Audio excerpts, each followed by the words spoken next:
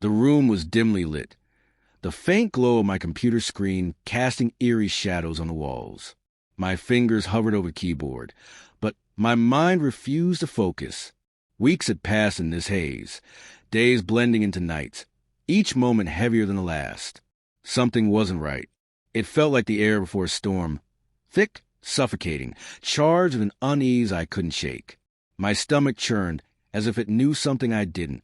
I tried convincing myself it was just life, the monotony, the grind, but deep down I knew better.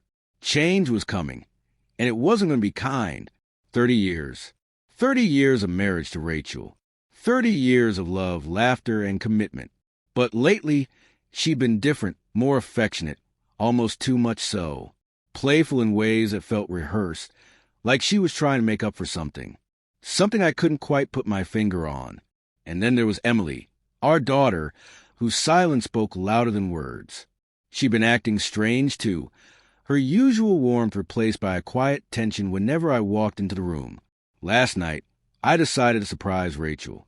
I came home early, clutching a bouquet of roses and a bottle of wine, ready to rekindle what I feared we were losing.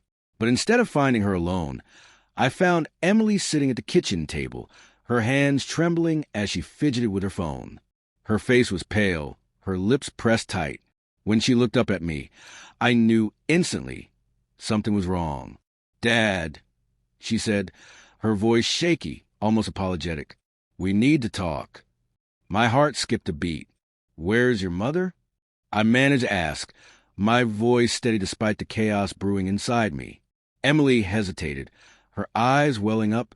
"She's not here," she whispered. Then, after a pause that felt like an eternity, she added, "But, Dad, I think you need to hear this." My blood ran cold. Whatever she was about to say, I wasn't ready for it, but I had no choice. "Mom, she's been seeing someone else." Emily choked out, her voice barely audible. The words hit me like a freight train. I stood there frozen as the room spun around me. Rachel, my Rachel, had betrayed me. And now, my own daughter was delivering the truth I hadn't wanted to hear. The flowers slipped from my hand, their thud echoing through the silence of the house. My chest tightened, my legs went weak. Everything I thought I knew about my life, my family, crumbled in an instant. "Where is she?" I finally asked, my voice cracking. Emily's tears streamed down her face as she replied, "She's with him at a restaurant." Rachel and I had built a life together, a solid one, or so I thought. We met in college. Two wide-eyed kids chasing dreams we weren't even sure we understood yet. She was radiant back then, with her fiery red hair and a laugh that could light up the darkest corners of any room. I fell hard and fast. And when she said yes to marrying me, it felt like the universe had aligned perfectly. For 3 decades, we shared everything. Triumphs, failures, quiet mornings sipping coffee, late-night conversations about nothing and everything. Our bond seemed unbreakable. But somewhere along the way, cracks began to form. Tiny fissures I either ignored or failed to notice were consumed me. I buried myself in projects, promotions, deadlines. Rachel would joke about how I spent more time in boardrooms than bedrooms. But beneath her teasing tone lay a sadness I dismissed. She stopped asking me to help her hang pictures or plan vacations. The little things, the touches, the glances, they faded until they became ghosts of what once was. I told myself we were fine. People drift apart sometimes, don't they? It's normal. Or so I convinced myself. Then came the changes. Over the past few months, Rachel transformed into someone unfamiliar. Suddenly, she was cooking elaborate dinners, wearing dresses she hadn't touched in years, laughing louder, smiling wider. At first, I thought it was sweet, a second win for us, perhaps. But soon, the gestures felt forced, mechanical, like she was performing some role she didn't fully believe in. Meanwhile, Emily grew quieter. She retreated into herself, her usual chatter dwindling to monosyllabic answers during meals, her gaze avoiding mine whenever Rachel entered the room. That night, when Emily finally broke the news, pieces of the puzzle clicked into place. Rachel wasn't rediscovering herself. She was hiding something. Someone, Mark, A friend of Emily's, she said. The revelation gutted me. Not just because Rachel had betrayed me, but because she had done it under my nose, using our daughter as a shield. Every smile, every touch, every word between us now felt tainted, like shards of glass slicing deeper with each memory. How could she do this to me? To us? And then there was Emily, my bright, beautiful girl, caught in the crossfire of her mother's deceit. She sat across from me, tears streaming down her face, guilt etched into every line of her expression. I didn't know how to stop her, she whispered, her voice breaking. She said she needed this, Dad. She said she needed someone who saw her. I wanted to scream, to demand why she hadn't come to me instead of turning to another man. But looking at Emily, I realized she was as much a victim as I was. Rachel had manipulated us both, weaving a web of lies that left neither of us untouched. As I processed everything, anger simmered beneath the surface. Betrayal clawed at my chest, raw and relentless. But alongside the fury was something darker, sharper, a desire for revenge. Rachel thought she could destroy our family without consequences. She thought she could walk away unscathed. Oh, no. If she wanted a war, she'd get one. And I wouldn't stop until I made sure she regretted every single lie. Rachel's betrayal wasn't just a fleeting affair. It was a meticulously crafted deception, woven thread by thread over months. She played her part flawlessly. But so would I. I never suspected a thing. Every detail of her routine screamed normal. Waking up early to prepare breakfast, attending yoga classes twice a week, volunteering at the local library on Saturdays. To the outside world, and to me, she was a picture of contentment. But behind closed doors, she was living a double life. Mark, the man she chose to replace me, wasn't just anyone. He was charming, successful, and dangerously manipulative.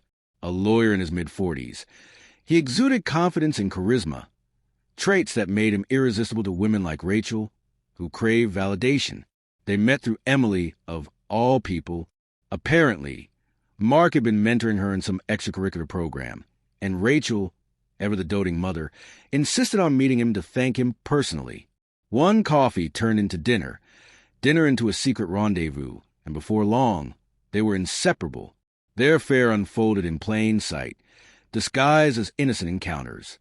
Rachel would claim she was catching up with friends or running errands, while Mark conveniently adjusted his schedule to accommodate her. They communicated through burner phones, encrypted messages, and coded phrases only they understood. Even Emily, unwittingly complicit, helped cover for Rachel's absences, believing her mother's excuses about needing space to reconnect with herself. The irony was staggering. Rachel used our daughter to orchestrate her betrayal, all while pretending to be the devoted wife and mother. But what hurt most wasn't just the act of infidelity itself. It was the lengths Rachel went to hide it. She erased texts, deleted call logs, and timed her comings and goings to perfection. On the rare occasions I questioned her whereabouts, she deflected with ease, spinning tales so convincing I never doubted them. Once, I asked why she smelled faintly of cologne that wasn't mine. She laughed it off, saying she must have brushed against someone at the mall. Another time, I noticed lipstick smudged on her collar, and she claimed it belonged to a co-worker who had hugged her goodbye. Each lie layered atop the last, creating a fortress of deceit I couldn't penetrate.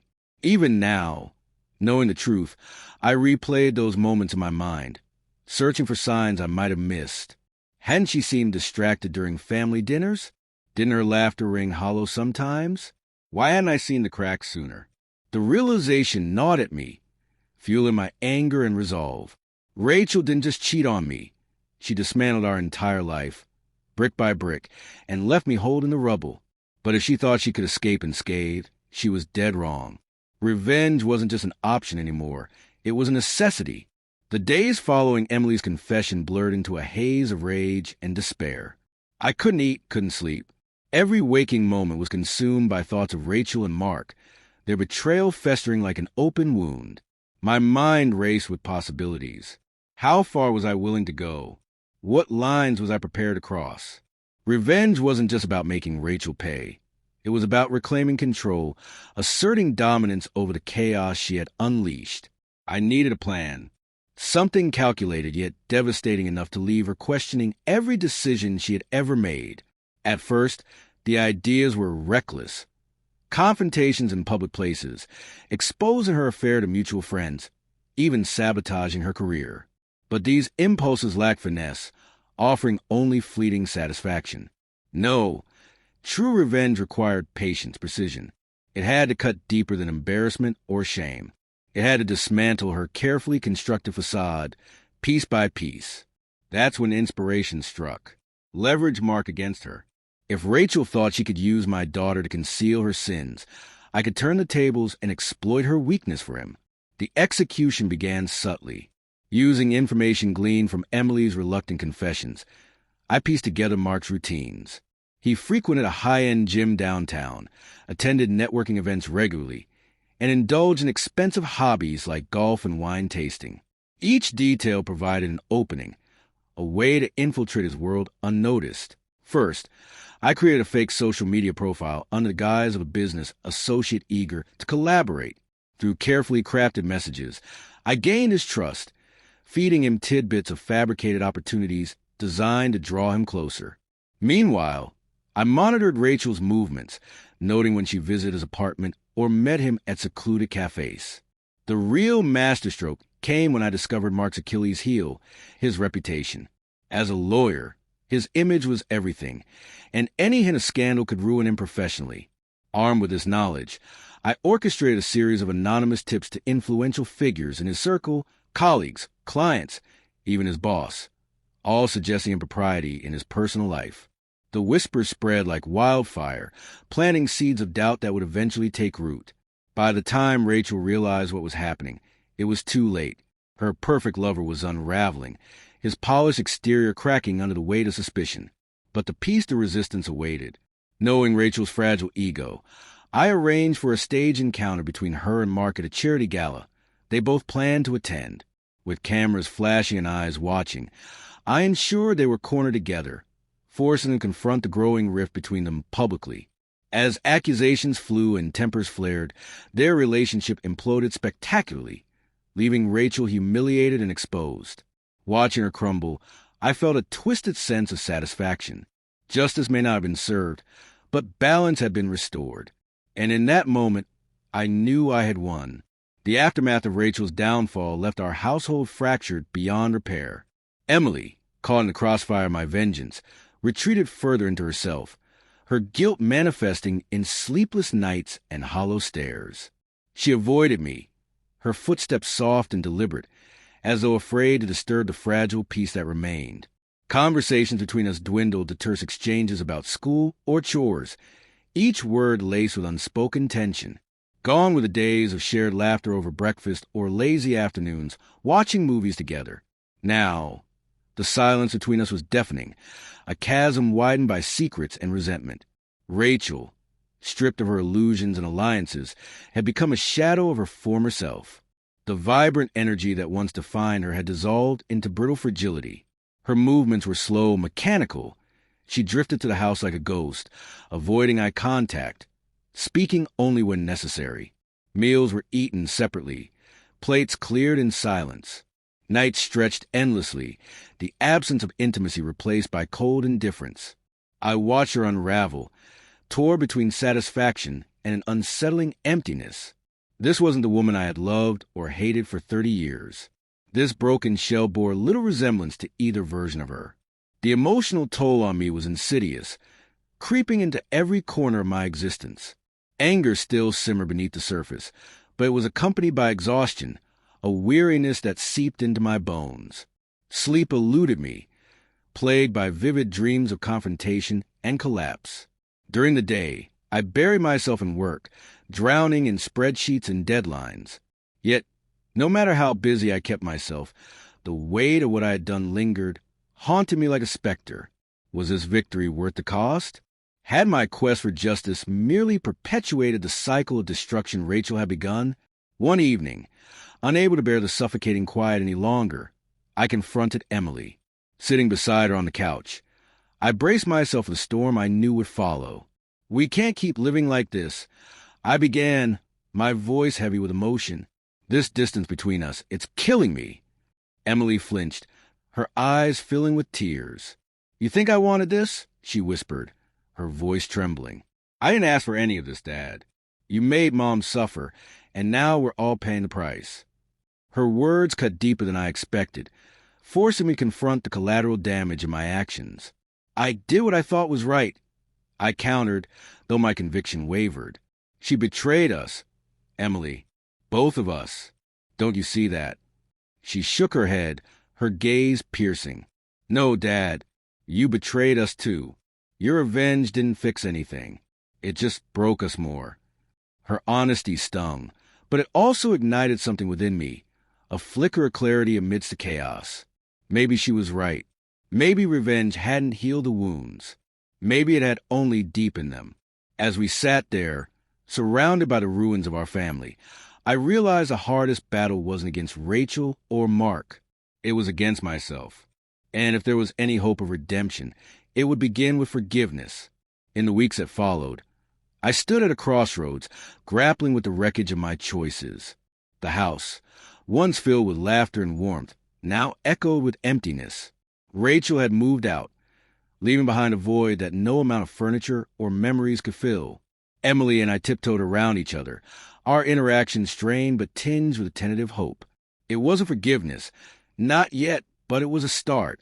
One evening, as dusk painted the sky in hues of orange and purple, I stumbled upon an old photo album tucked away in the closet. Its leather cover was worn, its pages yellowed with age. Flipping through it, I was transported back to a time when life felt simpler, purer. There we were, young, carefree, our eyes sparkling with dreams yet unbroken. A pang of grief washed over me, not just for the loss of Rachel, but for the man I used to be. Somewhere along the way, I had lost sight of who I was, allowing bitterness and betrayal to consume me.